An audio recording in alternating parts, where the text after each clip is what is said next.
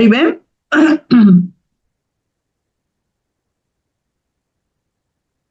¿Ven la pantalla?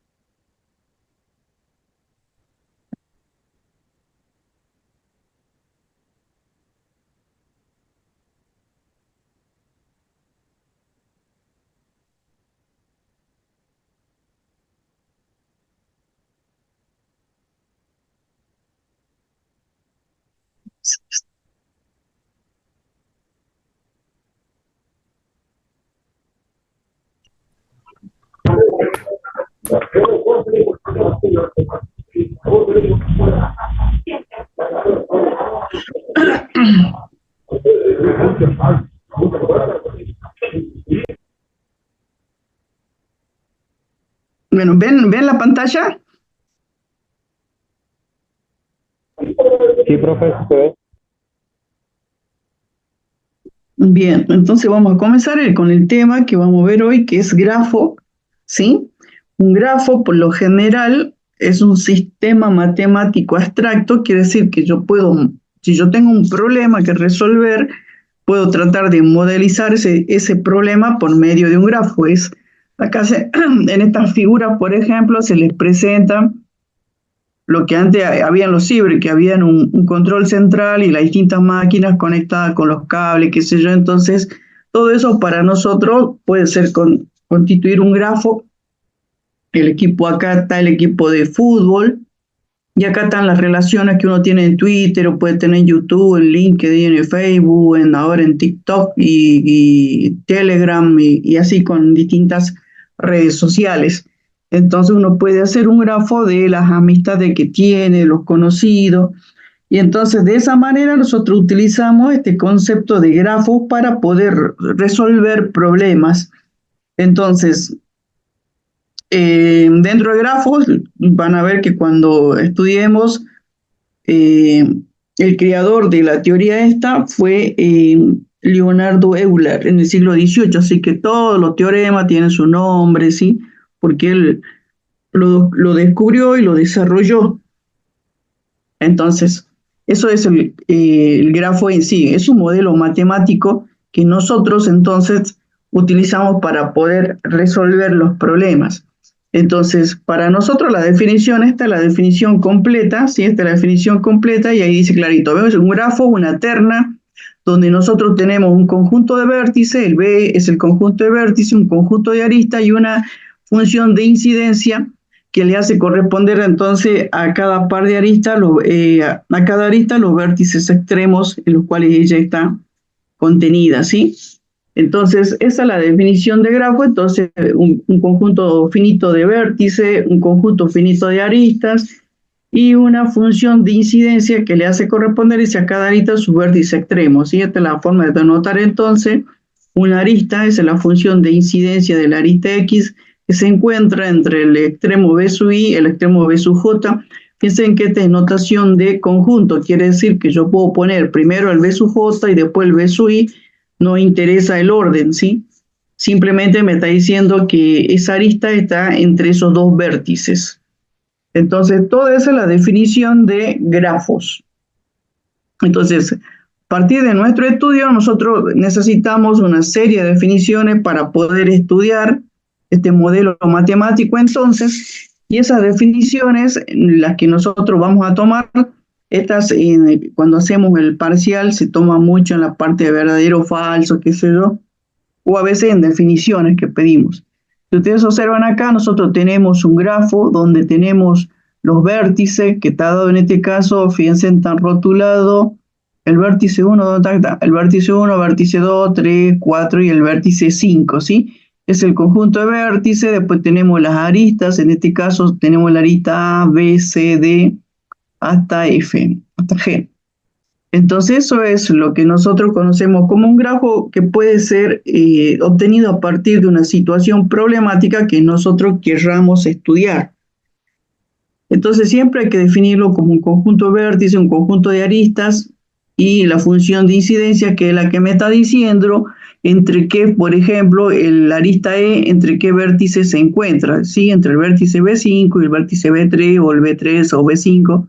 Esa es la notación de conjunto que tiene en este caso la función de incidencia de las aristas. Bien, a partir entonces de este grafo que nosotros tenemos, vamos a ver una serie de definiciones, y acá dice la definición 1, el concepto dice un vértice y una arista son incidentes.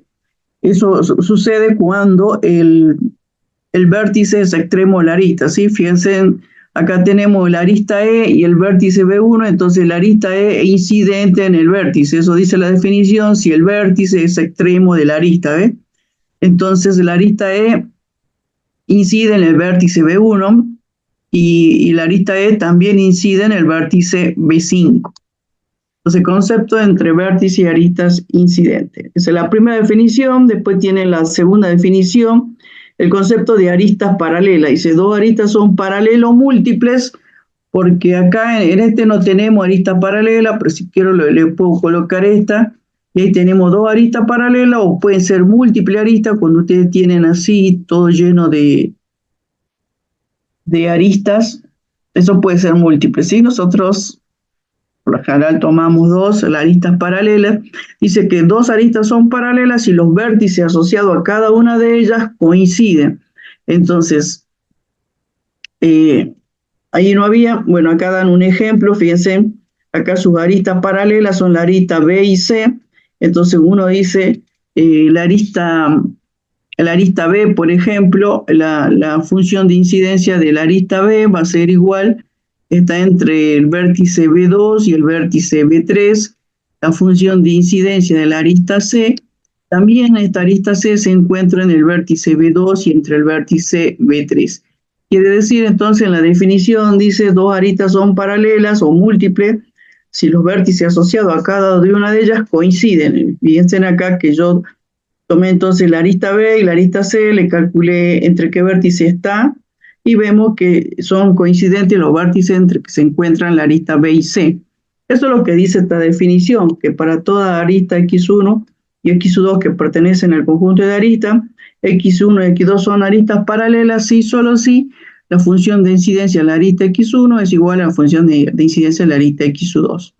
Sí, quiere decir que los vértices asociados a cada arista coinciden, como pasa acá, ¿eh? Definición de arista paralela. Entonces, puedo poner esta definición o puedo poner esta definición, las dos son válidas, ¿sí? Luego tenemos el otro concepto que es un lazo, ¿sí? Un lazo, y si una arista es un lazo, bucle, depende de los libros, por eso dice bucle. Entonces, para nosotros un lazo, sí, solamente si sus extremos coinciden. Entonces, para ver que una arista sea un lazo, quiere decir que yo acá, por ejemplo, la arista G, en la arista G, si yo la defino, la arista G va a ser, la arista G está entre los vértices, ¿dónde comienza la arista G?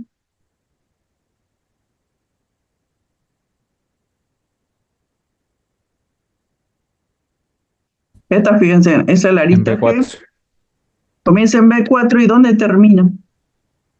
En B4. En B4. Quiere decir entonces que cuando ustedes están en presencia de un lazo, ese lazo comienza en un vértice y termina en el mismo vértice. Por eso acá dice, una arista es un lazo si solamente si sus extremos coinciden. ¿Sí? Entonces ahí estamos en presencia de un lazo, esa es la definición. Otra definición que también a nosotros es importante es el grado o valencia de un vértice. El grado de valencia de un vértice, dice, es el número de aristas que inciden en él. Entonces, cuando usted le dice cuál es el grado de todos los vértices del grafo, entonces ustedes tienen que comenzar a mirar cada vértice y ver cuántas aristas inciden en él. Si ustedes observan el vértice B1, ¿qué grado tendría de acuerdo a esta definición? Dice el número de aristas que inciden en él. ¿Qué grado tendría entonces? El vértice B1. 4. El vértice B2.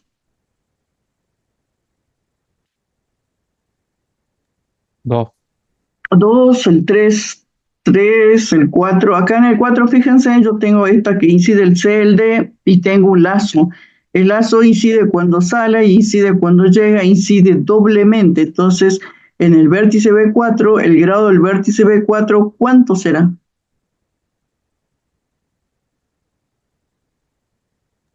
4, profe.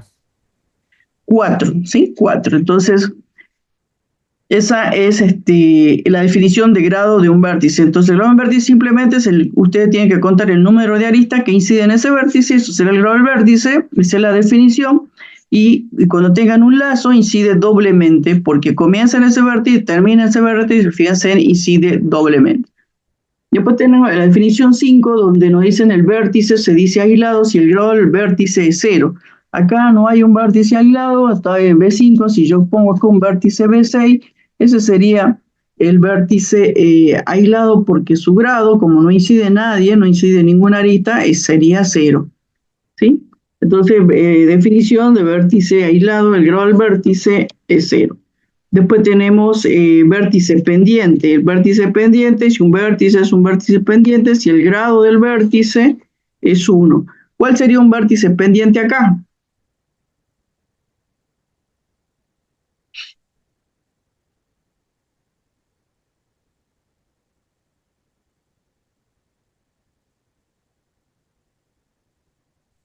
¿Quién sería un vértice pendiente? B5. B5, ¿sí? El grado del vértice B5 es 1, por eso es un vértice pendiente. Luego tenemos, dice, de la definición 7, le dice dos vértices son adyacentes, vértices adyacentes, si son extremos de una misma arista. Entonces, fíjense, el vértice B4, por ejemplo, ¿con quién sería adyacente? Dice, dos vértices son adyacentes si son extremos de una misma arista. Quiere decir que dos vértices son adyacentes si tienen una arista en común. ¿Quién sería entonces adyacente al vértice B4? B1 y B3. B1 y B3. ¿Y quién más sería adyacente a B4? B4 propiamente. B4 propiamente. ¿Sí? Cuestión, sale la arista G y vuelve la arista G, ¿sí? Entonces ya vamos a ver cuando veamos matrices cómo es que nosotros colocamos esa situación. Entonces, el vértice B4 es adyacente con el B1 y con el B3, ¿sí? Están preguntando con quién son adyacentes, con el B1 o con el B3, y también es adyacente consigo mismo.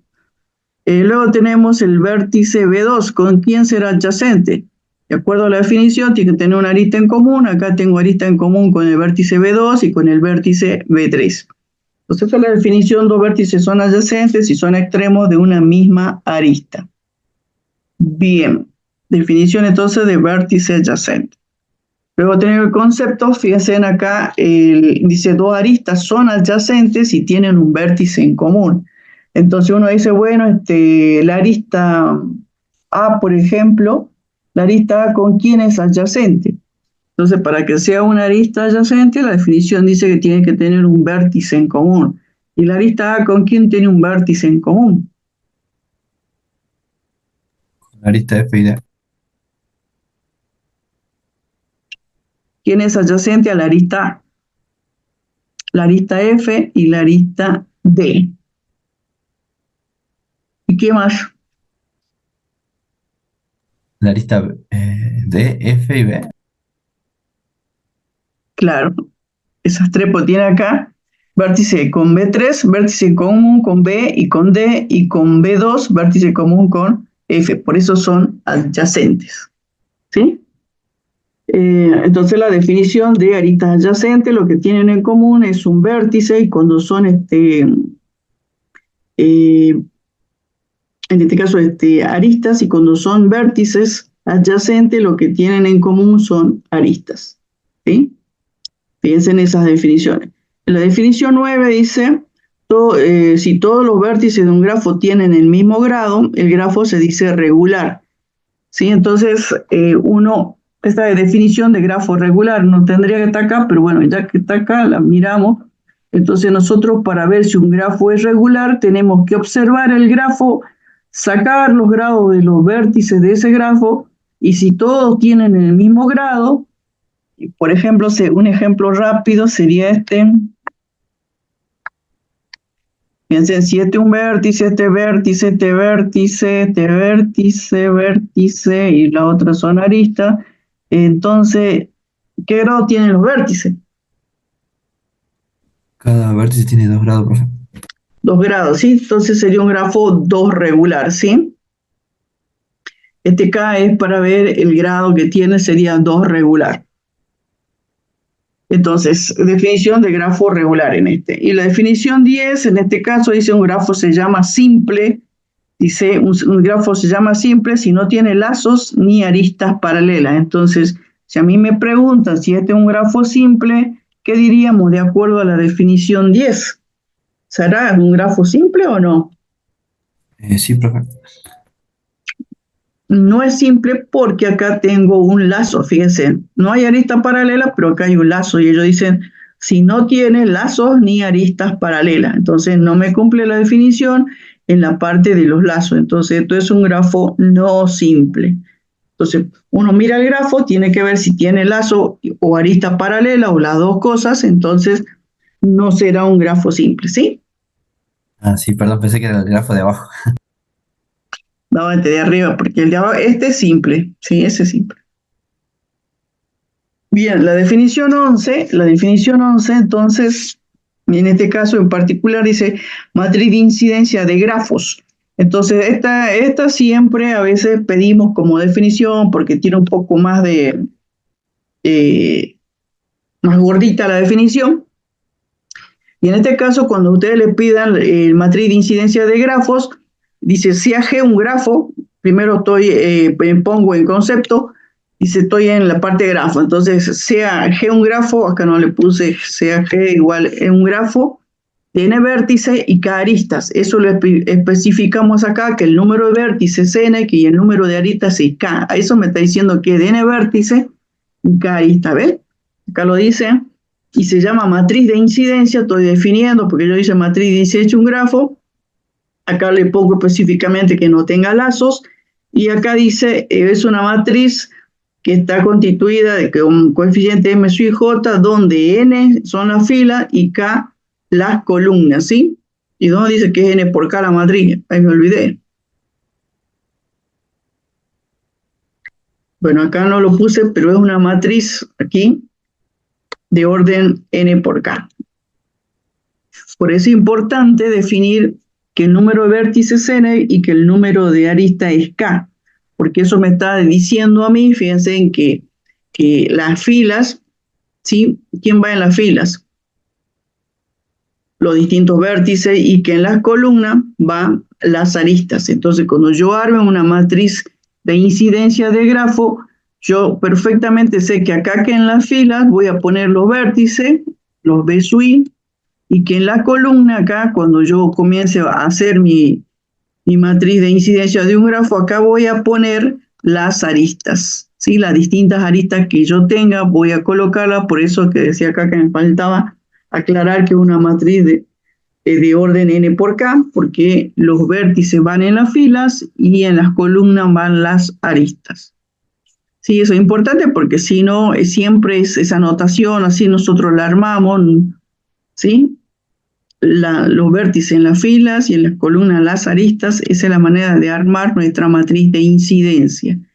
Entonces, y después acá dice cómo vamos a llenarla. Acá dice que los elementos M sub J de la matriz le colocamos un 1 si el B sub I y el A sub J son incidentes. Quiere decir que yo tengo que ir armando mi matriz de acuerdo, acá fíjense, ustedes ponen las aristas, de acuerdo a cómo esté rotulada, ustedes ponen sus aristas, ¿sí? Debe haber un ejemplo acá, entonces veamos. La definición en sí es todo esto, todo eso tiene que ir, porque algunos dicen matriz de incidencia, pone matriz de incidencia y dice, y a veces ponen esto M sub I, 1 y 0 y nada más, y eso no es una definición. Sí, hay que poner que está ahí un presecho un grafo que tiene tanto vértice, tanta arista, que tengo una matriz de N por K, entonces esto me está diciendo a mí que en la fila van los vértices y que en la columna van las aristas, y después cómo lleno yo mi matriz, de esta manera, ¿sí?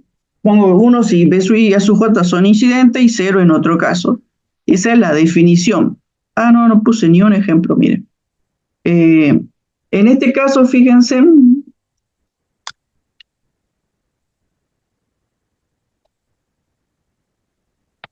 que es importante entonces que cuando uno construya su matriz de incidencia, yo siempre le pongo el I de incidencia y el A de adyacencia a las matrices que uno por ahí vaya a construir, entonces pone el conjunto de vértices acá, B1, B2, B3, B4, B5, ¿sí? Tengo 5 vértices, 2, 4, 5, y después tengo las aristas que están rotuladas como A, B, C, D, E, F y G.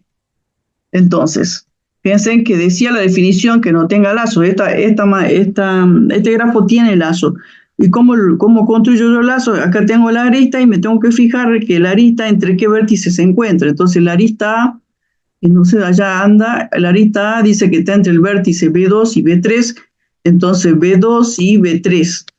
Piensen entonces que así de esa manera yo voy construyendo, los demás elementos serán 0, voy construyendo mi matriz, en este caso, de incidencia. La arista B, ¿dónde anda la arista B? Está entre el vértice B1 y el vértice B3. Entonces, y ahí voy construyendo así. Fíjense que cuando ustedes hacen la construcción por columna, tienen 2, 1. Si yo voy a la arista G, el arista G dice que parte del vértice B4 y termina en el vértice B4. Y los demás elementos de esa arista son todos 0. Quiere decir que cuando haya lazo, en la columna de esa arista solamente yo tengo un 1.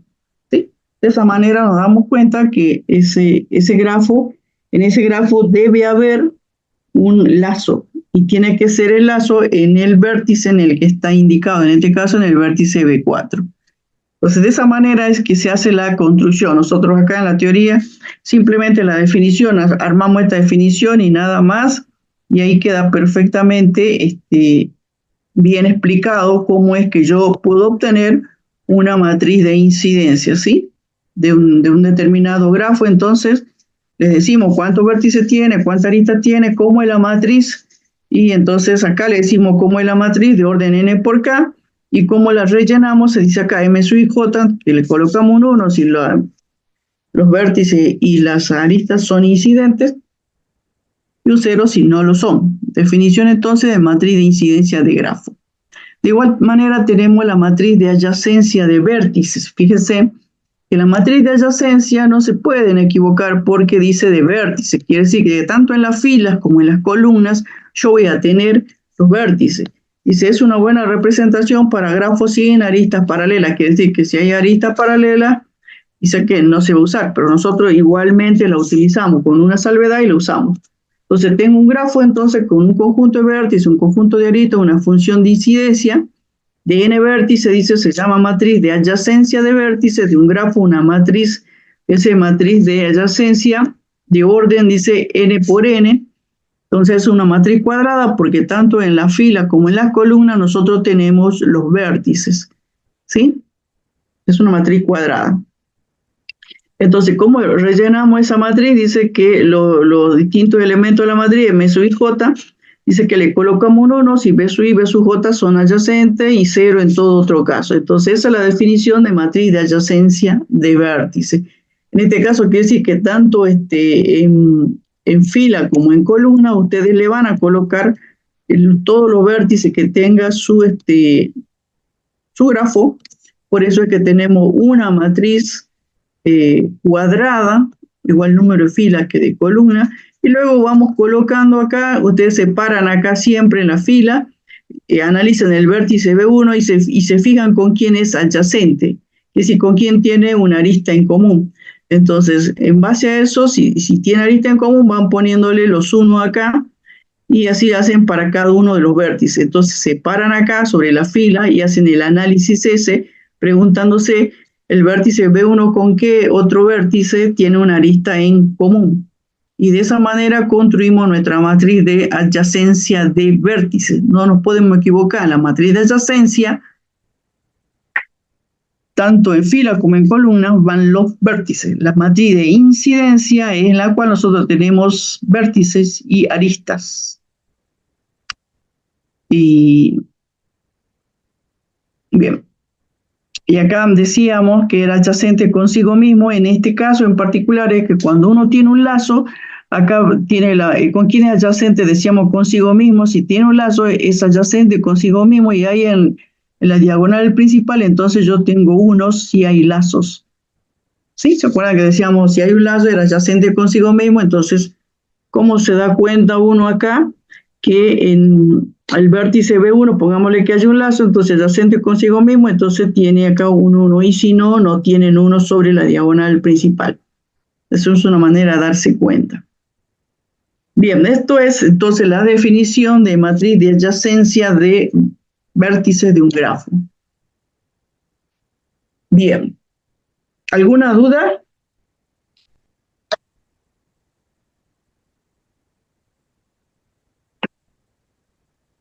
¿Ninguna? Bien, entonces seguimos. En esto tenemos el teorema de saludo de manos o de apretones de mano. En este caso en particular, fíjense, dice, tengo un grafo también, y dice el teorema que la suma de los grados de todos los vértices del grafo es igual al doble del número de aristas que he expresado, sería esto. Entonces, nosotros no lo demostramos acá, pero simplemente no es difícil la demostración. Estos grafos están hechos para eso, para esa demostración. Simplemente yo tengo que demostrar entonces que la suma de los grados de todos los vértices dice que es igual al duplo del número de aristas. Quiere decir, cuando a mí me preguntan cuál será el grado total de este grafo, acá dice decir el grado total del grafo es el duplo del número de aristas. Entonces, cuando por ahí nos preguntan, cuando analizamos un grafo, cuál es el grado total, simplemente nosotros, si conocemos el número de aristas, lo multiplicamos por 2 y ya tenemos el grado total, ¿sí? Y observen acá, como está multiplicado por 2, siempre va a ser un número par. Así que el que por ahí dice 37, bueno, algo hizo mal, ¿sí? Está mal porque tiene que ser un número par, porque está multiplicado por 2. Entonces, en sí, ¿por qué decimos que es igual al duplo del número de aristas, el grado total de un grafo? Porque acá uno analiza, fíjense, acá analizamos la arista E, que se encuentra comprendida entre el vértice B sub I y el vértice B sub J. Entonces la arista E incide una vez en el vértice B sub I y otra vez en el vértice B sub J. Siempre incide doblemente. Sí, porque siempre comienza en un lugar y termina en otro lugar esa arista A. Entonces esto dice, con el vértice B sub I y B sub J son distintos.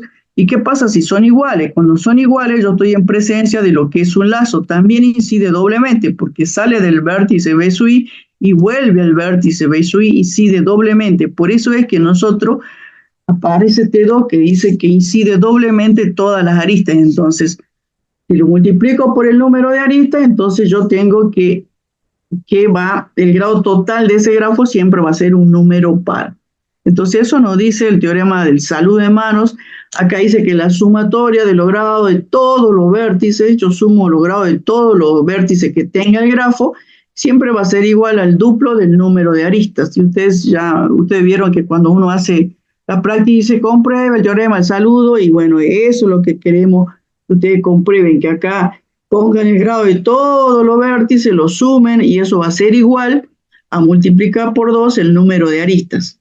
También este teorema del saludo nos va a nosotros dar herramientas para ver si un grafo es posible hacer un grafo o no. ¿Sí? Que a veces sí es posible hacer el grafo de una situación o no. Entonces, para eso nos sirve, nos da una herramienta a nosotros para trabajar sobre los grafos. Y también nos dice que el grado total, entonces, es un número par. Así que ya saben, cuando le piden el grado total, no se equivoquen. Siempre van a ver entonces que uno por ahí mira y dice, bueno, está mala la respuesta.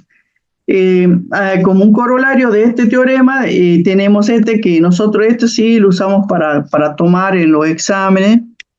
Y dice, en todo grafo hay un número par de vértices de grado impar. ¿Sí?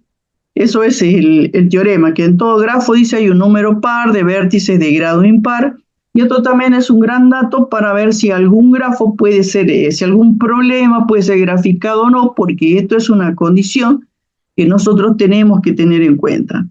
Entonces, para poder demostrar, fíjense en la demostración, porque siempre después me van a decir por qué no me reconoce que hice o no hice. Dice, sea ver el conjunto de vértices de un grafo. Tengo el conjunto de vértices de grado par y el conjunto de vértices de grado impar, que se lo denota de esta manera, B sub P y B sub I, donde tengo entonces los vértices de grado par y los vértices de grado impar, y sumando todos ellos el conjunto de vértices. Eso es lo que dice acá. Yo le aplico entonces el teorema del saludo a la sumatoria de los grados de todos los vértices, lo divido entonces la suma de los grados de vértice par y la suma de los grados de vértice impar, porque ellos me dicen que en todo grafo hay un número par de vértices de grado impar, y yo tengo que demostrar eso. Entonces, fíjense, tomé el teorema del saludo, la sumatoria de grado de vértice, lo desdoblé, entonces la suma de vértices de grado par y la suma de vértices de grado impar. Entonces ahora pasamos a analizar esta sumatoria, porque yo tengo que demostrar que la suma de los vértices de grado par más la suma de los vértices de grado impar me da como resultado el duplo del número de aristas. Esto no va a cambiar, entonces vamos a ver. ¿Esto va a ser par o no va a ser par? Preguntamos.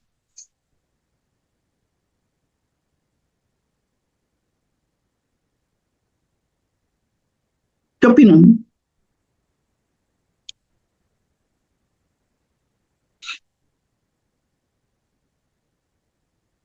Yo tengo el número de aristas del grafo. Si lo multiplico por 2, ¿ese resultado es par o no? Sí, es par. Sí, siempre va a ser par. No sé cuál será el número de aristas, pero si le multiplico por 2 me va a dar un resultado par. Entonces, eso es par. Entonces, esto es par porque el número de aristas multiplicado por 2 me va a dar como resultado un número par. Esa sería la justificación, ¿sí? No nos pueden decir nada, porque... Y acá yo tengo que la suma de los vértices de grado par, la pregunta es si esto me da un resultado par.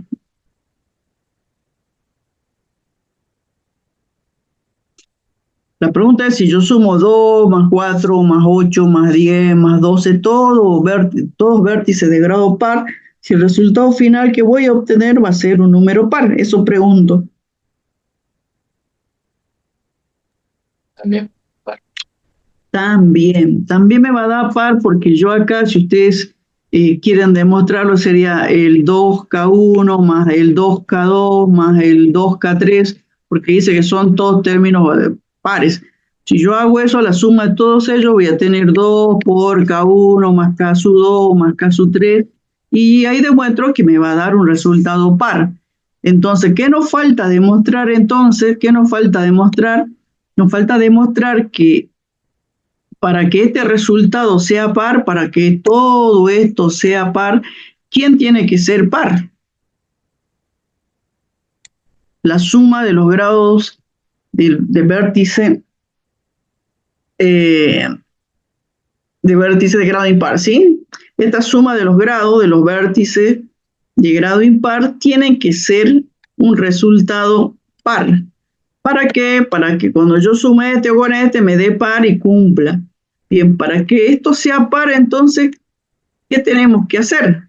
Porque ahí siempre cuando me ponen a demostración, esto tiene que ser par, por lo tanto queda demostrado. No demuestra, es lógico que tiene que ser par para eso, pero ¿cómo logro eso? ¿Cómo logro yo que me dé este resultado? Entonces, ustedes tienen acá entonces vértices de grado impar, ¿sí? Yo tengo un vértice de grado impar, vértice de grado impar, ¿sí? Pongo un número impar. Otro vértice de grado impar.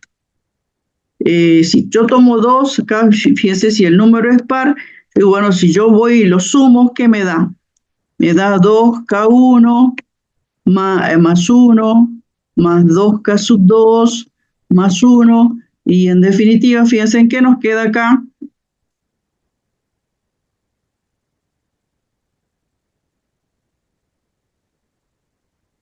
saco el 2 por ahí, y me queda todo esto como un K asterisco, ¿sí? Y en definitiva vemos que si yo tengo, por eso decimos que si tengo un número par, dice en todo grafo hay un número par de vértices de grado impar, entonces ese resultado me da par por eso. Porque si ustedes no toman dos elementos, tomamos tres elementos, si ustedes toman tres elementos, fíjense, 2K1 más 2K2. Si yo tomo tres elementos, ¿qué va a pasar? Hago la suma, yo lo sumo. Acá me queda 2K1 más 1 más 2K sub 2 más 1 más 2K sub 3 más 1. ¿Sí? Entonces me queda entonces 2K1 más 2K sub 2 más 2K sub 3. Si quieren me queda más 2 más 1. ¿Sí? Pongo, si quieren, si saco el 2, me quedaría K1 más K sub 2 más K sub 3 es esto.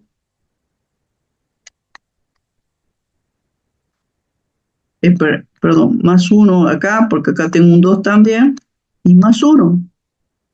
Entonces todo esto si quiero lo reemplazo por un K prima, K segunda, pero acá le queda más 1. ¿Qué significa eso para mí? Que es un número impar el resultado. ¿Sí? Que ahí me va a dar un número impar. Por eso es que nosotros, para que se cumpla que esta sumatoria de vértices de grado impar dé un resultado par, que es el que yo tengo que tener para poder cumplir esta igualdad, entonces la única posibilidad que eso suceda es que cuando nosotros tengamos vértices de grado impar, el número de esos vértices sea par. Eso es lo que dice el teorema. Entonces yo acá tomé dos vértices, ¿ves? De grado impar, tomé dos vértices y logro demostrar que la suma de ellos me da un resultado par. Si tomo tres vértices, que es la otra posibilidad, nosotros vamos a obtener un resultado impar. Entonces, por eso es que nosotros decimos que la única manera para que ese resultado sea par, ¿sí? Que el número de vértices de grado impar que yo tenga debe ser par. Entonces, también nos ayuda mucho este teorema en el hecho de que a veces, o en los problemas que a veces damos, preguntamos, dice, construya el gráfico de manera tal que tiene los vértices, los grados, los vértices son tantos, si es posible. Si es posible es porque ustedes tienen que ver si se cumple esta condición dentro del grafo. Si se cumple, entonces puede ser encontrado ese grafo, y si no se cumple, no podrá realizarse el grafo. Es para resolver el problema, el teorema del saludo. Bueno, ¿les queda claro entonces cómo hay que demostrar este teorema? No es difícil, pero hay que escribir, hay que explicar, no es que me pongan esto y dice se cumple. Y ustedes no dicen cómo se cumple, por qué se cumple. Entonces yo ahí cuando vamos ahí al parcial, entonces no les doy los números que tiene esa demostración, porque no pone nada. Tienen que explicar. Bien, ese es el teorema del saludo. ¿Sí? Ahí estaría completa la definición, la demostración, digamos. Claro. Yo acá le pongo estos números para que ustedes entiendan, porque a veces uno dice, tiene que ser par, esto por esto, pero para que lo vean por qué. Ah, bien. Gracias. Bueno, ese es el teorema entonces del saludo, ¿sí? Luego tenemos el concepto de su grafo. Su grafo, fíjense, rara vez pedimos la definición de su grafo, pero si ustedes observan la definición, dice una terna S, ponemos un conjunto de el B asterisco, el A asterisco y la función de incidencia con asterisco. Entonces dice, es un subgrafo si se cumple que el B' está contenido en B, el A' está contenido en A, y que la función de incidencia prima es una restricción de la función de incidencia en A. Quiere decir, ahí está, que claramente definido que es un subgrafo, porque pide que esté contenido dentro del grafo G, que acá no le puse, G, que tiene vértice, conjunto de arista y la función de incidencia, ¿sí? Entonces, por eso es que la definición de subgrafo pide que sea, en realidad es un subgrafo cuando uno agarra y dice, bueno, si este es el grafo y ese es un subgrafo, el conjunto de vértices más vale que va a estar contenido el conjunto de vértices del grafo completo, y lo mismo con la arista y también de las funciones de incidencia de las aristas que contengan ese subgrafo, ¿sí? Bien. Concepto de subgrafo en general, y luego a nosotros lo que nos importa era el subgrafo restante respecto de un vértice.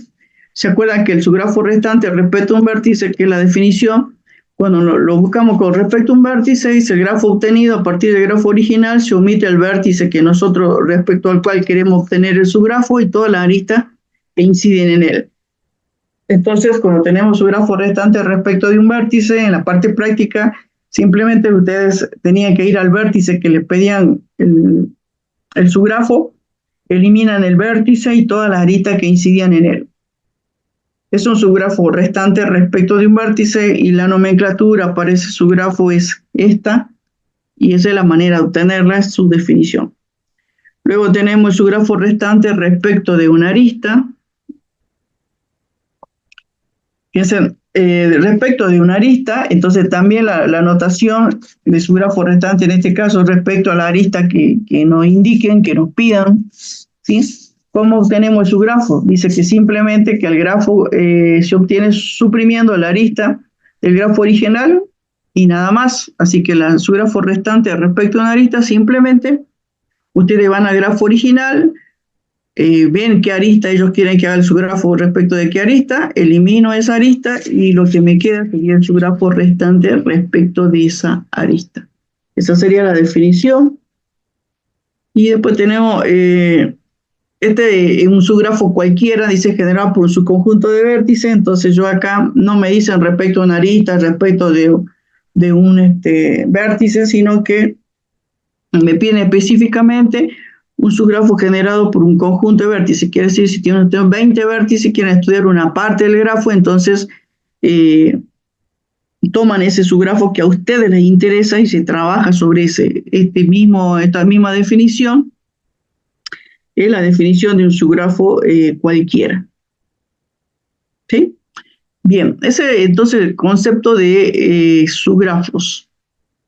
Por lo general siempre va a ser un subconjunto del grafo donde a ustedes les puede interesar que hagamos un subgrafo respecto de un vértice o respecto a una arista para hacer un análisis. Entonces específicamente tenemos que aplicarle la definición a cada situación que se les pida. ¿Sí? No es difícil, fíjense, no es difícil si dice respecto a un vértice, entonces el subgrafo restante respecto a un vértice, se elimina el vértice del cual nos piden el subgrafo restante y la arista que incide en él, es un subgrafo respecto de un vértice y un subgrafo respecto de una arista, simplemente del grafo que tengamos se elimina la arista y obtenemos un subgrafo restante respecto de una arista. Bien. ¿Algún problema con esa definición?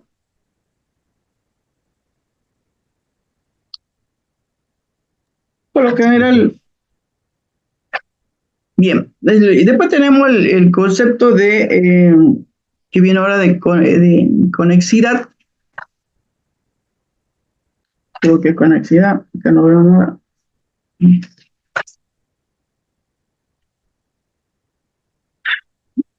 Conexión de grafos, sí. Conexión de grafos. Bien. Y en este caso tenemos el concepto de camino, de cadena, de ciclos, etcétera. Y quiero que vean algo. Nosotros tomamos esta definición de camino, por ejemplo, que es muy parecida al concepto que ustedes tienen de camino. Fíjense en la vida real, ¿no? Cuando salen a caminar. Entonces, en este caso, ese G, un grafo, siempre lo representamos de esta manera y tenemos el vértice B sub I y el vértice B sub J, dos vértices del grafo, y definimos nosotros un camino de B sub I a B sub J, entonces un camino está definido entre los dos vértices. Dice, es una sucesión finita alternada de vértices adyacentes y aristas del grafo. Sí, esa es la definición: sucesión finita alternada de vértices adyacentes y aristas del grafo. Entonces, por eso acá dice que un camino tiene la forma, dice de Bezoí, entonces vértice, arista, ¿sí? En forma alternada, y es de esa manera encontramos un camino. ¿Qué es lo importante de la definición de camino? Que no hay restricción, que no nos dicen si se pueden repetir las aristas, los vértices, no nos habla nada, no nos dicen nada. Quiere decir que si no hay restricción, todo está permitido, ¿sí? ¿Por qué? Porque si ustedes piensan cuando salen de la casa, dice, sería el camino de ustedes desde la casa a la facultad, por ejemplo, ¿sí? Entonces, cuando salen de la casa, ese sería el vértice 1, y el vértice enésimo acá sería cuando llegan a la facultad. Entonces, ese es el trayecto que ustedes hacen, que también algunos libros le llaman trayecto, distintos nombres tienen, nosotros utilizamos este. Entonces, por eso ellos dicen, ¿y qué sería para nosotros? Entonces, mi destino inicial es la casa y el destino final sería la facultad. Eso lo considero vértices. Sí, los vértices. Y estas las aristas, consideramos lo que caminamos, las distintas cuadras, ¿sí? Etcétera, etcétera. Entonces, de esa manera nosotros, por eso asociamos este término camino con lo de la vida real. Y cuando ustedes en la vida real a veces salen de la casa, llegan a la esquina y dicen, uy, me olvidé el celular, vuelvo a la casa, ¿sí? Ahí lo que estoy haciendo es repitiendo el número de aristas, vuelvo a la casa, repito el número de vértices. Entonces, por eso lo asociamos a este concepto de camino a algo que ustedes conocen, ¿sí? Lo que te hacen. Entonces, como no hay ninguna restricción acá en el concepto de camino, se pueden repetir los vértices y se repiten las aristas, ¿sí? Eso es importante en esta definición. No hay restricción, entonces se puede repetir vértices y aristas. Luego tenemos el concepto de cadena. El concepto de cadena, si ustedes observan, básicamente también dice, dado un grafo, se llama cadena o sección alternada de vértices adyacentes y aristas de la forma, ¿sí? Todo lo mismo, que comienza y termina en vértices y que cumple las siguientes condiciones. Acá ya le ponemos condiciones. Entonces dice, las aristas son todas distintas. Quiere decir que las aristas no se repiten. Las aristas no se repiten. Yo en camino tenía que se repetían las aristas y los vértices. Acá dice que las aristas no se repiten. Entonces, en las cadenas, las aristas no se repiten. Dice, cada arista incide en el término precedente, en el siguiente. Eso es porque son vértices adyacentes, ¿ven? Bien. Entonces, ese es el concepto, digamos, importante para nosotros, que en camino puedo repetir aristas y vértices, y en cadenas no se repiten. Las aristas, dice, son todas distintas. Entonces, ahí ya tenemos una restricción. Luego, ¿está claro entonces eso? Sí, no es difícil. Después tenemos el concepto de cadena simple. Una cadena simple, fíjense, una cadena en la cual todos los vértices son distintos. Quiere decir que en la cadena simple, ya en el concepto de cadena, ¿qué pasaba?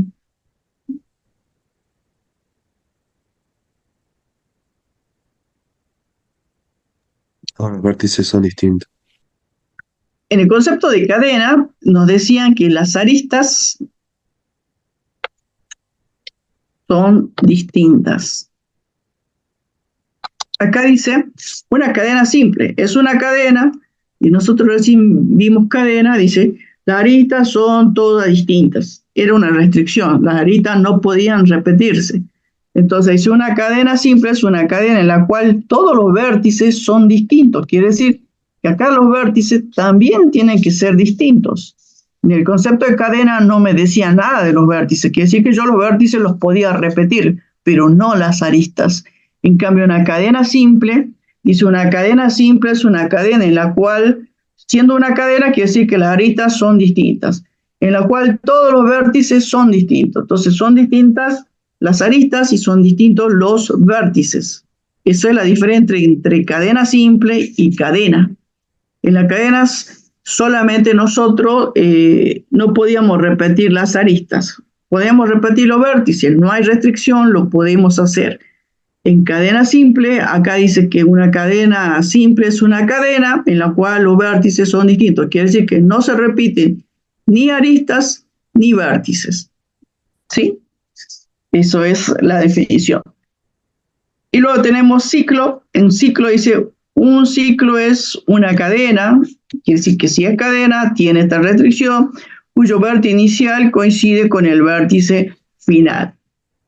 Entonces, simplemente un ciclo es una cadena en la cual el vértice inicial y el vértice final de esa cadena es el mismo. Coincide, por eso es un ciclo. Entonces, como es una cadena acá, entonces las aristas son distintas, ¿sí? De los vértices no nos dice nada. Nada más nos dice que el vértice inicial coincide con el vértice final. Y luego tenemos el concepto de ciclo simple. Un ciclo simple es un ciclo en el que no se repite ningún vértice. Acá no nos decía nada respecto a los vértices, salvo el primero y el último, porque por el concepto de ciclo, ¿sí? Entonces, lo mismo que teníamos antes cuando hablábamos de cadena, en el caso de ciclo, entonces el ciclo es una cadena nada más cuyo vértice inicial y final coinciden, si es una cadena cerrada. Y luego con un ciclo simple, entonces ahí simple significa que no se repiten los vértices. Entonces, fíjense en las diferencias que hay en las definiciones, ¿sí? Luego tenemos la longitud de un camino, de una cadena, un ciclo, de lo que sea. El concepto de longitud dice es el número de aristas que la componen. Entonces ustedes arman su camino, su cadena, su ciclo, y le preguntan cuál es la longitud y simplemente tienen que ver cuántas aristas tienen y esa sería la longitud de su cadena, de su ciclo, lo que hayan trabajado. Bien. Y dice un par de aristas paralelas constituye un ciclo de longitud 2. Es un ejemplo nada más. Bien. ¿Qué más tenemos? El número de caminos entre dos vértices. Bueno, este concepto lo explico, pero no lo tomamos, así que no. Acá en grafo hay mucho para tomar, así que cuando tenemos abundancia, miramos. Entonces, el número de caminos entre dos vértices, este es para encontrar entonces el número de caminos entre dos vértices de un grafo. Dice el número de caminos que hay entre dos vértices de un grafo se puede determinar usando una matriz de adyacencia de vértices. Entonces, el teorema dice si AG es un grafo y si MG es su matriz de adyacencia, entonces nosotros tenemos la matriz de adyacencia. Sí, fíjense acá es A, B, C, D, es su matriz de adyacencia. Y con respecto, dice, uno hace la matriz de adyacencia y cuando le dicen encuentra el número de camino, le tiene que decir entre qué vértices y le tiene que dar la longitud del camino. Entonces, el número de camino distinto de longitud R, le tienen que decir la longitud del camino, número de caminos que ustedes tengan que encontrar para ver cuántos caminos hay de esa determinada longitud y aparte entre qué vértice. Entonces, todos esos datos le tiene que dar el problema o tienen que tratar de encontrar ustedes. Le tienen que decir entonces entre qué vértices quieren encontrar el número de camino y qué longitud tiene que tener ese camino. Por eso acá dice el número de camino distinto de longitud R, porque esto tiene que ser un dato del problema, de B sub I a B sub J, dato del problema. Entonces la longitud del camino, el vértice inicial y el vértice final tiene que ser dato del problema. Dice siendo R un número entero positivo, dice es igual al elemento de la posición IJ de la matriz MG a la R. Quiere decir que si yo tengo, ¿cómo hago para resolver la situación? Entonces yo tengo la matriz de adyacencia de ese grafo. Tengo la matriz de adyacencia. Si me dicen longitud 4, como le pidieron acá, yo tengo que hacer el producto de la matriz 4, MG por MG, por así, 4 veces, por eso es M a la cuarta. Entonces, una vez que haga ese producto, tengo que analizar en el resultado, en este caso dice, dado el grafo G, cuánto camino de longitud 4 hay entre el vértice A y el vértice D. Acá era el vértice A, B, C, D. Entonces yo digo, entre el vértice A y el vértice D, leo ahí, dice 8. Dice, hay 8 caminos de longitud 4 entre esos dos vértices. Como dice caminos, recuerden ustedes, cuando es caminos se pueden repetir los vértices, las aristas, etcétera. Así que hay 8 caminos, dice ahí, y se los encuentran. Entonces, eso es cómo es encontrar el camino entre dos vértices dados. No lo tomamos en la teoría, por lo general lo tomamos más es para la práctica, pero eso lo explicamos, ¿sí? Bien. ¿Qué más? En este caso, la conectividad que estamos viendo, para que un grafo esté conectado, el concepto que nos da la conectividad de grafo es el concepto del grafo conexo.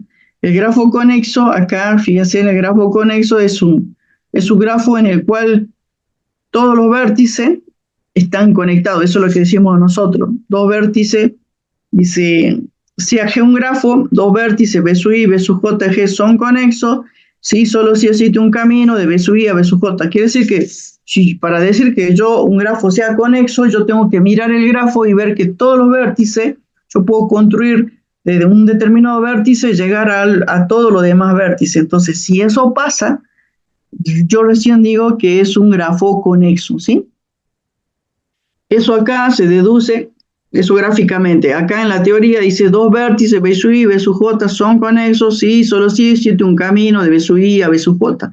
Pero yo cuando me preguntan, ¿es el grafo conexo? Yo tengo que mirar el grafo, mentalmente ver si todos se pueden conectar y ver si veo que sí se conecta, entonces sí es un grafo conexo, ¿sí? Esta es la definición entonces para grafo conexo. Y también acá aparece, dice, un grafo es conexo si tiene una única componente conexa. Vamos a ver enseguida a qué se refiere ese concepto.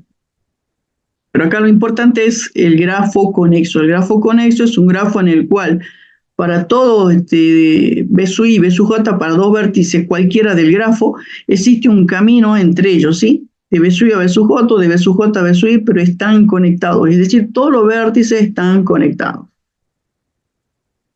Esa es la definición de grafo conexo.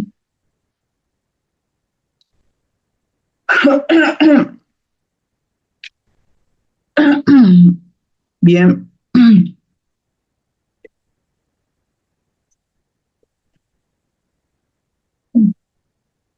En este caso dice lemas que son tipo corolarios de la definición que tenemos, ¿no? Entonces dice, si un grafo es conexo, entonces dos vértices distintos cualquiera pueden conectarse con una cadena simple. Y acá dice, si los vértices forman parte de un ciclo, se quita una arista, entonces aún existe una cadena que va de B sub I a B sub J, se refiere a esto, fíjense que acá tienen un ciclo acá, si yo elimino estas aristas, entonces igual se comunican, por eso dicen que el grafo es conexo, porque ellos piden eso, que siempre se puedan conectar. Bien, ese es el concepto que nosotros tenemos de grafo conexo. Quiere decir que nosotros tenemos que mirar un grafo y ver si todos los vértices se pueden conectar, entonces es un grafo conexo. Y si por ahí ustedes tienen un vértice, por ejemplo, un vértice acá, B sub 6, entonces le preguntan, ¿es un grafo conexo? Y este sí es conexo porque todos se pueden conectar, pero ¿qué pasa? Este B6 no se puede conectar con los otros. Entonces, si me piden en el conjunto, sería no conexo. Y ahí viene el concepto de única componente conexa. La única componente conexa es cuando el grafo es conexo. Y acá, en este caso en particular, que le agregamos este B6, entonces nosotros decimos, y me piden que analice este grafo, yo tengo que decir que es no conexo. ¿Por qué? Porque esto sería una componente conexa y esta sería otra componente conexa. Hay dos componentes conexas, entonces cuando hay dos componentes conexas, quiere decir que el grafo es no conexo. Por eso en la definición anterior dice, un grafo es conexo si tiene una única componente conexa, que es otra definición más de grafo conexo. Bien.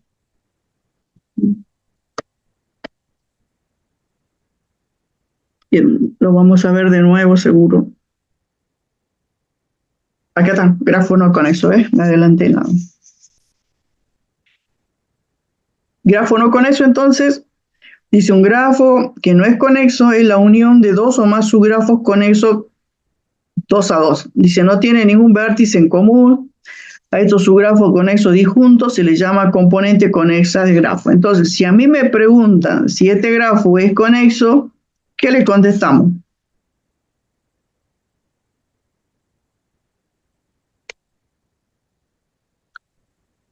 ¿Qué le contestan? Si me preguntan sobre este que marqué, ¿este es un grafo conexo?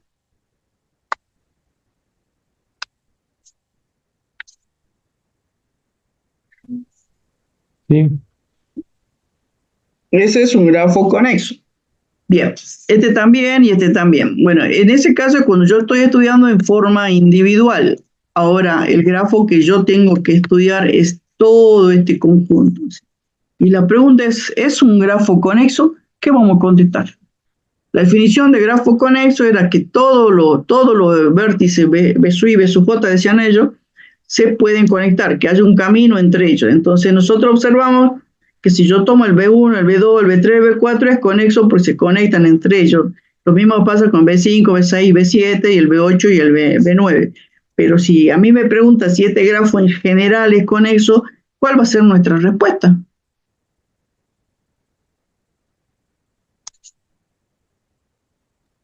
¿Es ¿No es conexo conexo? o no? No.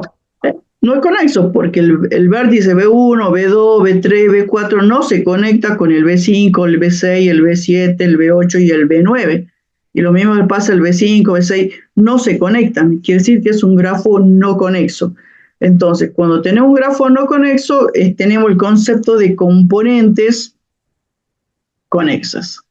Componente conexa quiere decir que este es una componente conexa, que este es otra componente conexa y que este es otra componente conexa.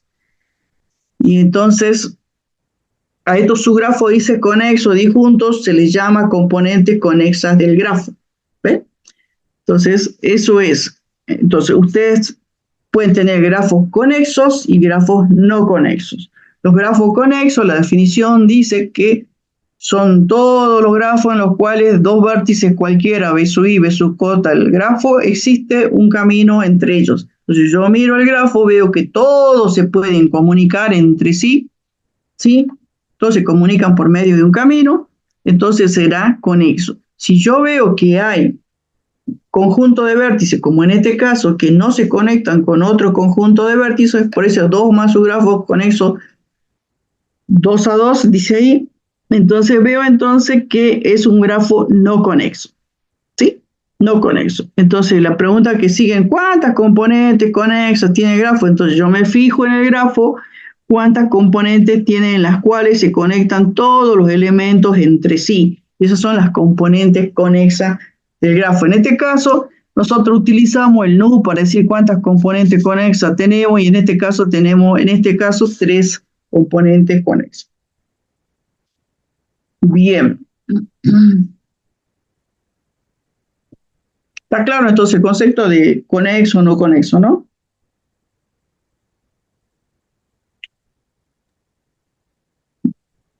Y tenemos otro concepto que es la desconexión. Antes los conectábamos, ahora los desconectamos.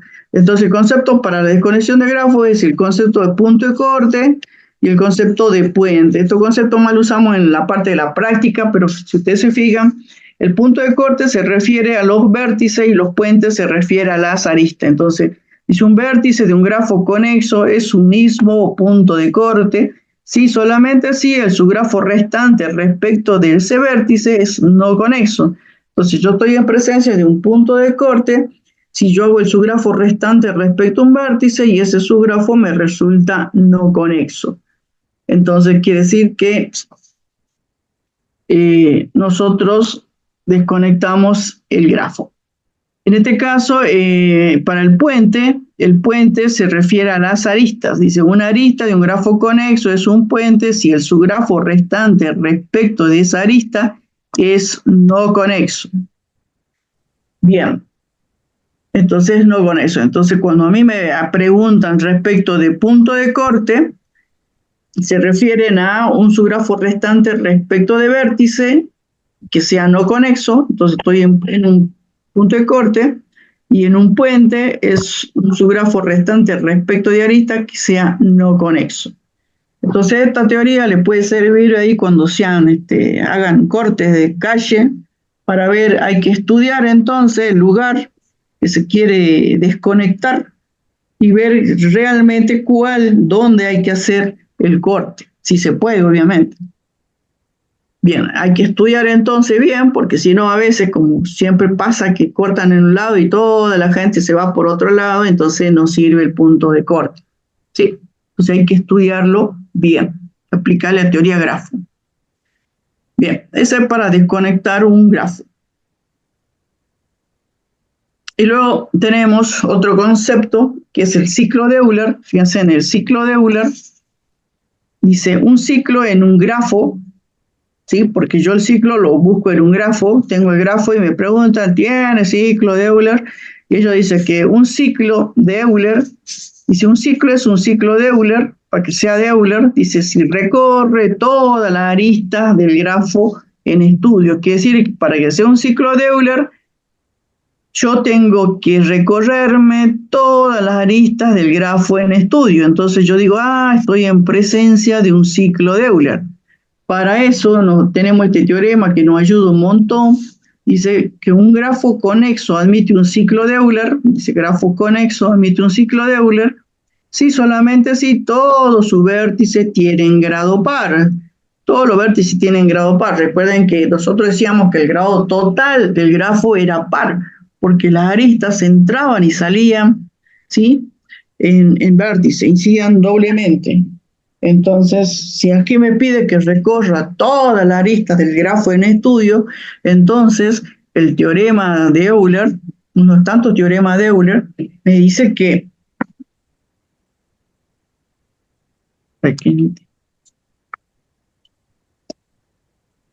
entonces me dice que para que tenga un ciclo de Euler, entonces todos los vértices tienen grado par, ¿sí? Todos los vértices, entonces yo miro un grafo y me preguntan, ¿tiene ciclo de Euler? Entonces yo lo que tengo que hacer es mirar el grafo mentalmente, de sacarle el grado de cada vértice y ver si todos tienen grado par. Entonces yo digo, tiene ciclo de Euler, ¿sí? Si la pregunta es ¿tiene? Yo miro el grafo, le saco el grado de los vértices a ese grafo, y si cumple la condición que dice que todos tienen ser par, entonces yo digo, sí tiene ciclo de Euler. ¿Cuál es el ciclo de Euler? Yo tengo entonces que partir de un vértice, recorrerme todas las aristas y llegar al mismo vértice. Entonces yo tendré el ciclo de Euler, porque el ciclo de Euler es un ciclo que recorre todas las aristas del grafo en estudio. Recuerden eso, el ciclo de Euler es un ciclo que se recorre todas las aristas. Entonces, el teorema, ¿qué me dice a mí? Que si yo miro el grafo y veo que todos los vértices tienen grado par, entonces yo puedo asegurar que exista ese ciclo de Euler, ¿sí?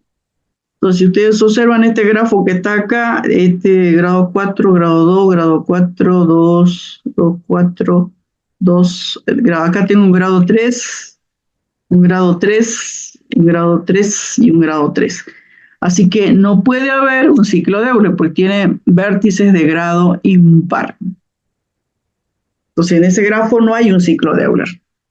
Si la pregunta era, ¿tiene un ciclo de Euler? Este grafo no tiene, porque todos los vértices tienen que tener grado par, y acá encontré 1, 2, 3, 4 vértices que no tiene. Entonces no tiene ciclo de Euler. Bien, ¿está claro el concepto entonces? ¿Cuál es el concepto de ciclo de Euler? Este es el concepto de ciclo de Euler. Esa es la definición de ciclo de Euler. Es un ciclo de Euler si recorre toda la arista del grafo en estudio. El teorema a mí me ayuda a decir si hay o no hay.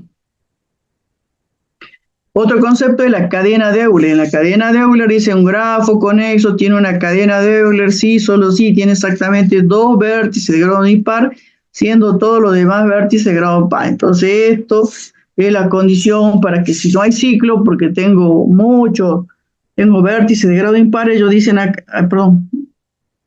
acá me dice tengo 4 vértices de grado impar, no hay ciclo. Y cadena habrá, y acá para las cadenas dice, solo sí tiene 2 vértices de grado impar. Allá tengo 4, así que tampoco tiene cadena de Euler, ¿sí? Entonces yo miro el grafo, veo que tiene todos los vértices de grado par, entonces tiene ciclo de Euler. Si pasa que tiene 2 vértices de grado impar, entonces podemos decir, tiene cadena de Euler. Y si tiene más de 2 vértices de grado impar, no tiene ni cadena ni tiene ciclo, ¿sí? Entonces, para la cadena, lógicamente, si tengo 2 vértices de grado impar, comienzo en un vértice de grado impar, recorre toda la arista y termina en el otro vértice de grado impar. Esa es la lógica para encontrar la cadena si es que se lo piden. En la práctica es así. Bien, esos son el concepto entonces de ciclo y de cadena. Que nos quede claro que el ciclo de Euler se refiere a las aristas, Vamos a ver ahora este ciclo de Hamilton, donde el ciclo de Hamilton se refiere, dice, si un grafo conexo tiene un ciclo de Hamilton, si existe un ciclo simple que contenga todos los vértices. Fíjense entonces que el ciclo de Hamilton se refiere al recorrido de los vértices del grafo, ¿sí? Y además lo recorre por medio de un ciclo simple. Un ciclo simple, si ustedes se acuerdan, que era una cadena, la cadena nos decía que teníamos que recorrer la arista una sola vez, pero aparte cuando era simple también decía que, levanta la mano ahí alguien, a ver, dígame Figueroa.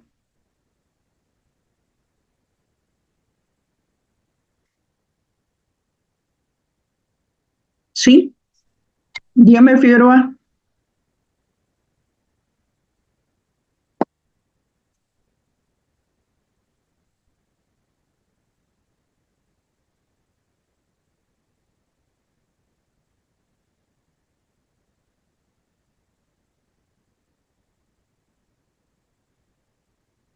Ahora lo leo, a ver.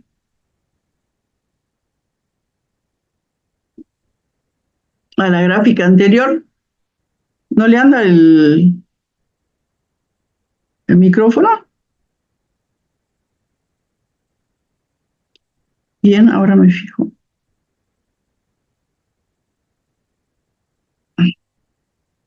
¿Dónde andábamos? A ver. Hola, hola. Ahí está, ¿Sí? ahí creo que funciona. Bueno. La gráfica anterior, por favor. ¿Está? Esa. Sí. Listo, muchas gracias. Bueno. ¿Y qué quería ver de la gráfica, Figueroa? Quería tomarle un screenshot. Está bien. Bien, entonces, si nos dice el concepto de cadena de Euler, ya sabe, ¿no? El concepto entonces es este.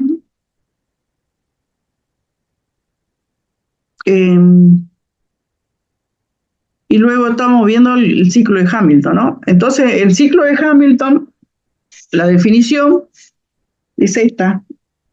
Si un grafo conexo tiene un ciclo de Hamilton, si existe un ciclo simple de G que contenga todos los vértices B. Quiere decir que en el ciclo de Hamilton nosotros tenemos un ciclo simple. ¿Qué significa que sea un ciclo simple? Que nosotros recorremos los vértices de ese grafo una sola vez. Entonces yo hago recorrido por cada uno de los vértices una sola vez. Comienzo en un vértice, recorro todos los otros vértices y llego al mismo vértice. Eso es un ciclo de Hamilton. También se llama ciclo del viajante, porque de ahí salió del ciclo de Hamilton. ¿Cómo hacía un viajante? Bueno, antes se viajaba por los pueblos para ir vendiendo los productos, entonces ¿cómo podía ser su mejor recorrido el viajante? Yendo por los pueblos una sola vez, obviamente, y tratando de recorrer todos los pueblos para gastar menos nafta. Bueno, antes no, antes sería en carruaje, pero ahora sería por la nafta.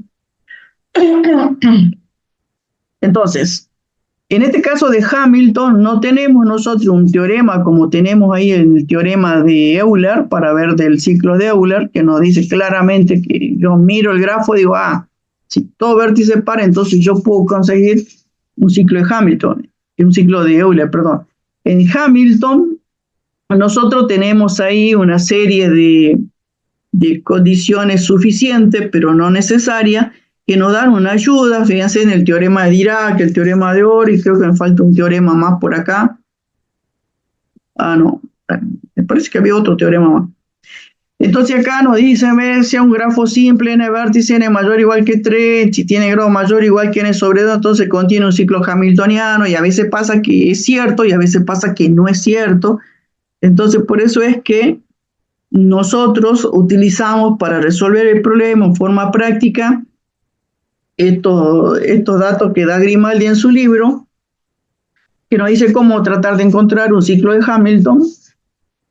Y ellos dicen que uno tiene que mirar el grafo, hay que mirar el grafo y todos tienen que tener vértice mayor o igual que el grado del vértice. Los grados del vértice tienen que ser mayor o igual que 2, ¿Por qué? Porque yo tengo que salir del vértice y volver al vértice. Si tengo grado 1, voy a salir, pero nunca voy a volver.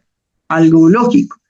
Entonces, por eso nos piden que miremos y veamos eso de los grados vértices. Entonces, si ustedes ven ahí el grafo que un vértice tiene grado 1, entonces va a ser imposible un ciclo de Hamilton.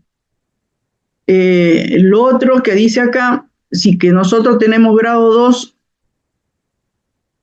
entonces dice que las aristas incidentes en el vértice aparecen en cualquier ciclo de Hamilton, algo cierto. ¿Sí? Si yo tengo grado mayor que 2 de los vértices, entonces yo dice que cuando se intenta construir el ciclo de Hamilton, una vez que se pase por ese vértice, las aristas que no utilice, las tengo que dejar de tener en cuenta. Lo que nosotros hacemos es anularlas. ¿Por qué? Porque nos piden un ciclo simple. Quiere decir que nosotros no podemos volver por un vértice que hayamos pasado. Por eso es que cuando hacemos la construcción en la parte práctica, cuando salimos del vértice origen, a ese vértice no le anulamos las aristas que no utilizamos porque tenemos que volver, pero después del primer vértice, a los demás sí le vamos sacando las aristas que no utilicemos porque tenemos que construir un ciclo simple. Bien, entonces utilizamos más esto de Grimaldi para encontrar un ciclo de Hamilton, pero la definición para ustedes, como están en la parte de teoría, es esta: si un grafo conexo tiene un ciclo de Hamilton, si existe un ciclo simple de G que contenga todos los vértices del grafo. ¿Sí? Entonces esa es la definición de ciclo de Hamilton. Todo lo demás es para la parte práctica. Y de igual manera dice la cadena de Hamilton. Una cadena de Hamilton es una cadena simple que contiene todos los vértices. Quiere decir que si ustedes ven que haya un vértice que tenga grado 1, entonces el ciclo no va a tener. Pero puede ser que yo pueda construir una cadena de Hamilton partiendo de ese vértice que tiene grado 1, me recorro todos los vértices y logro llegar al último vértice. Entonces ahí construí una cadena de Hamilton, porque la cadena de Hamilton simplemente pide que pase por todos los vértices una sola vez. Sí, una cadena simple. Entonces, y estos teoremas dirá que yo no los tomo, la verdad que no los tomo, así que no. Ahí, fíjense. Bien. Solo la definición, nada más. Y que es grafos isomorfos, ¿sí? Los grafos isomorfos, la definición de grafo isomorfo, eso que nos cuesta tanto de encontrar en la parte práctica, es esta la definición, ¿sí? Es esta la definición. Dice, dado dos grafos, el G y el G raya son isomorfos si existe una función biyectiva para los vértices y una función biyectiva para las aristas que conserve las relaciones de incidencia y adyacencia. Esa es la definición de grafo isomorfo. No se inventen. Ahí se inventan de todo, ¿sí? Entonces esa es la definición de grafo isomorfo. Esto que nosotros vemos acá, la invariante del isomorfismo, todo esto nos sirve a nosotros en la parte práctica para poder encontrar en forma práctica las funciones biyectivas o para poder decir si son o no son grafos isomorfos. Entonces, nosotros decimos que si dos grafos, en definitiva, representan la misma situación de un problema, para poder ver y demostrar que esos grafos son representación de un mismo problema, utilizamos esto que se llama invariante del isomorfismo. Dice que una propiedad se llama invariante del isomorfismo del grafo, si, solo si, dado dos grafos cualesquiera, si G tiene la propiedad y nosotros decimos que dice si G tiene la propiedad y es isomorfo a G raya, será entonces G raya tiene la misma propiedad. Entonces ellos dicen que para poder demostrar que dos grafos son isomorfos, que sean isomorfos, significa que representan el mismo problema, pero de distinta manera. Entonces nosotros decimos, para que sean el mismo grafo, tenemos que encontrar, si uno tiene una propiedad, el otro tiene que tener la misma propiedad. Eso es lo que es la invariante del isomorfismo. Entonces, por eso nosotros decimos, cada una de las siguientes propiedades es una invariante del isomorfismo del grafo, ¿sí? Sí. Dice, si tiene n vértices, si un grafo tiene n vértices, el otro grafo que nosotros decimos que es isomorfo también tiene que tener n vértices. Si el otro grafo no tiene n vértices, quiere decir que no son isomorfos. Todo esto nos ayuda a nosotros a deducir si son o no son isomorfos. Esto no es la definición de isomorfismo. La definición de grafo isomorfo es esta, ¿sí? Es esta. Entonces, cuando yo digo grafo isomorfo definición, es simplemente esta definición y eso es todo. Todo esto que tenemos acá es para poder ver si podemos demostrar que son isomorfos. Entonces, la invariante, ellos dicen que si dos grafos representan un mismo problema, si un grafo tiene una propiedad, el otro grafo también tiene que tenerla. Y por eso dice, bueno, y después acá le doy una serie, una lista de propiedades que uno puede fijarse para tratar de deducir que sean o no sean isomorfismo. Entonces, acá es lo que nosotros vemos, el número de vértices, el número de aristas. Entonces nosotros vemos, si tiene 10 aristas uno y el otro tiene 5, no van a ser isomorfos. Ahí nomás decimos, no son isomorfos. Vemos los vértices de los grados, si un grafo tiene grado 5 y el otro no tiene el grado 5, entonces quiere decir que no son isomorfos. Entonces de esa manera nosotros vamos utilizando toda esta herramienta para ir descartando que sean o no sean grafos isomorfos. Si tiene el mismo número de vértices, tiene el mismo número de aristas, tiene los grados lo mismo, quiere decir que ahí yo digo, puede ser isomorfo, trato de encontrar la función biyectiva, como nosotros lo hacemos por medio de la matriz de adyacencia de vértices, creo que era, ahora lo veo, y poder encontrar la biyectividad, ¿sí? Eso es esto. ¿Está claro entonces? Sí, profe. Bien. Entonces, tipos especiales de grafos, ¿sí? Los grafos regulares, nosotros decíamos que el grafo regular, definición de grafo regular, que era que todos los vértices tienen igual grado, ¿sí? ¿Qué más? Esto ya lo habíamos visto, ejemplo, grafo regular, puede ser simple o no, fíjense, este es no simple y este es simple, perdón, y este es no simple. Otro grafo que tenemos es el grafo completo, entonces, de P vértice, un grafo completo, definición de grafo completo, fíjense, un grafo completo de P vértice que simbolizamos K sub P, donde P le dice el número de vértices, entonces K3, B3 vértices, 4 vértices, 5 vértices, es un grafo simple, dice, cuyo conjunto de vértices tiene P elementos de tal modo que todo par de vértices distintos tienen una arista. Quiere decir que todos los vértices tienen están conectados, ¿no? Si ustedes se fijan en este caso 3, entonces si yo veo el vértice 1 con el vértice 2, el vértice 3, todos están conectados entre sí. Entonces, en estos grafos completos de P vértices, fíjense, este vértice está conectado con el vértice se lo conecta con todos los vértices del grafo, ¿sí? Ese es el concepto de grafo completo. Todos los vértices están conectados entre sí. Si ustedes ven una característica acá, si este tiene 4 vértices, el grado de cada uno de los vértices, fíjense en el grado de los vértices, ¿qué grado tiene? 3. 3. Y en este K5, fíjense en los grados de los vértices, ¿ven? Tienen 4. Y este era un caso 3, los grados son 2. Entonces, esos conceptos, propiedades de los números, perdón, el grafo completo dice todo vértice tiene grado P-1. Estas propiedades a veces las utilizamos ahí donde hacemos verdadero o falso, decimos un grafo completo, todos los vértices tienen grado P, P+1, ¿sí? Así. Entonces ahí utilizamos estas propiedades para ver, ¿no? Y después dice el subgrafo restante de P respecto a cualquiera de sus vértices isomorfo a K_P-1, una propiedad. Dice, si K sub P con P mayor o igual que 3, dice, existe un ciclo de longitud 3 que los contiene a todo ello. Eso, este es más importante. Si P mayor o igual que 3, dice que es un bloque, carece de istmo y puente, no tiene istmo y puentes.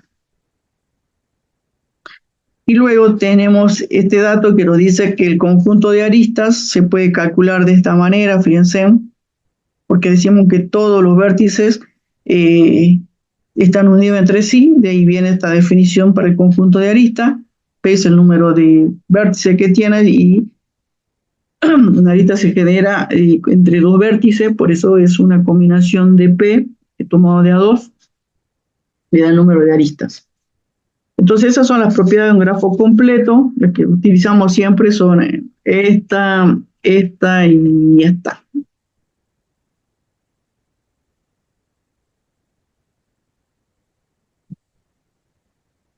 Y esta también, fíjense, dice un grafo completo tendrá un ciclo de Hamilton si P es mayor o igual que 3. Son datos que uno puede utilizar para hacerle los verdaderos falsos, esas cosas. Bien, ese es el grafo completo. Luego tenemos, a ver, ya terminó. El grafo complementario.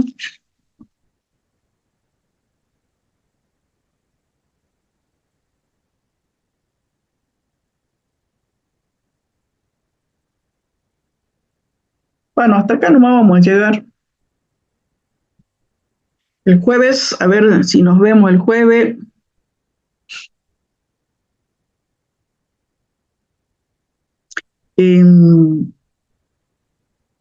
¿Alguna duda en particular? El jueves vamos a seguir con esta teoría que es media larga, pero fíjense que hay cosas que nosotros se ve para la práctica y cosas que se ve para la teoría, ¿no?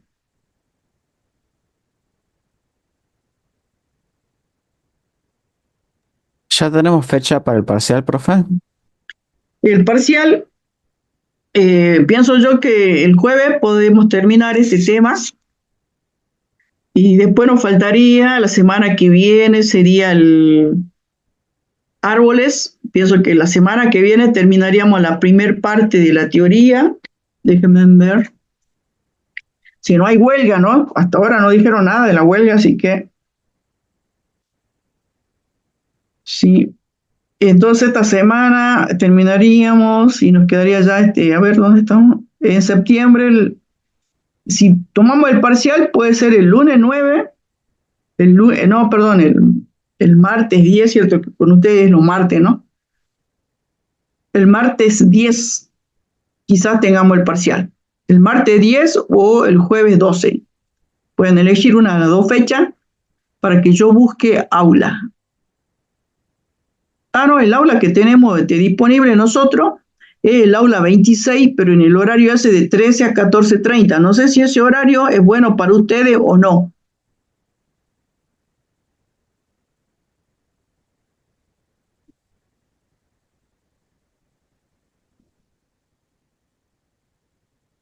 Por mi parte no habría problema. ¿Ese horario está bien? Sí, yo tampoco no tengo problema, profe. Profe, Bueno, entonces disculpe, yo recién me uní ahora al taller. No presenté el formulario porque estuve trabajando en el campo y bueno, recién volví hace unos días. Ventura le hablo. Sí, Ventura. Sí, justo hoy día cerré el formulario porque ya se cerraron las inscripciones, entonces ya lo saqué al formulario. Pero bueno, siga viniendo, a ver, veamos. Bueno, listo, profe. Listo, eso quería avisarle. Gracias. Bueno. Así que ustedes díganme, ¿sería el martes 10 o el jueves 12 de septiembre? Si todo vamos bien, ¿no? Si el jueves, bueno, termino esta parte, el martes de la semana que viene terminaremos árboles, supongo, porque árboles no es mucha teoría, y le daría tiempo para que estudien. El martes 10, bueno, el martes 10 dice acá la compañera. ¿Está bien el martes 10 entonces? Sí, opino igual. Sí, profe.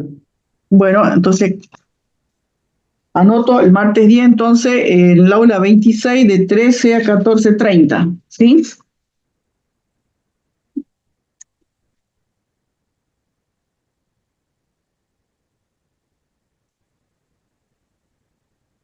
Bien, ¿alguna otra más?